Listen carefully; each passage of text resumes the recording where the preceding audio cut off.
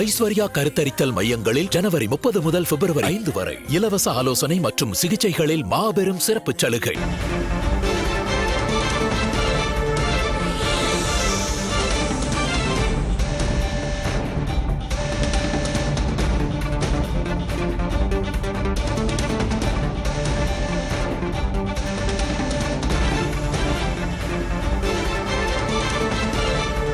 ஜெயலலிதாவின் சொத்துகள் ஏலம் விடப்படும் என உயர்நீதிமன்றத்தில் வருமான வரித்துறை தகவல் அளித்துள்ளது.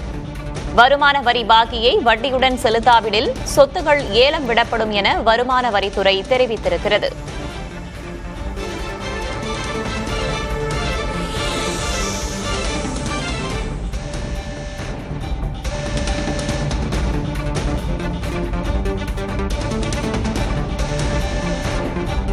கூடுதல் தகவல்களை வழங்குவதற்காக செய்தியாளர் சுப்பையா இணைந்திருக்கிறார். சுப்பையா, விரிவா சொல்லுங்க. மறைந்த முதலமைச்சர் ஜெயலலிதாவுக்கு எதிரான வருமான வரி பாக்கி 13 கோடி ரூபாய் செலுத்த வேண்டும்.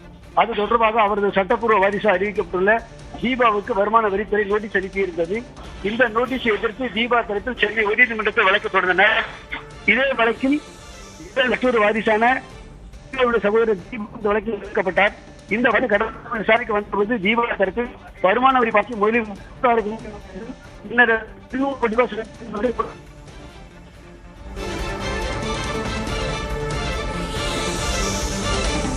ஜெயலலிதாவின் சொத்துகள் ஏலம் விடப்படும் என்று உயர்நீதிமன்றத்தில் வருமான வரித்துறை தகவல் அளித்திருக்கிறது. தகவல்களுக்கு நன்றி சுப்பையா.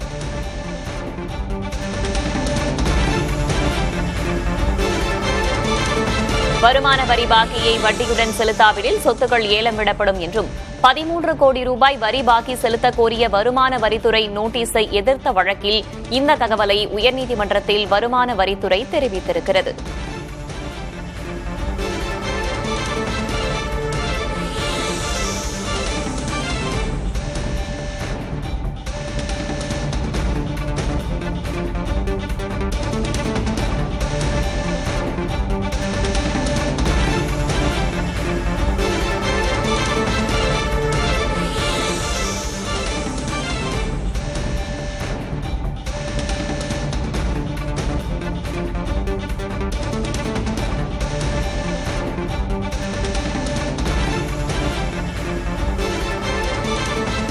ஐஸ்வர்யா கருத்தரித்தல் மையங்களில் ஜனவரி 30 முதல் பிப்ரவரி 5 வரை இலவச ஆலோசனை மற்றும் சிகிச்சைகளில் மாபெரும் சிறப்பு சலுகை.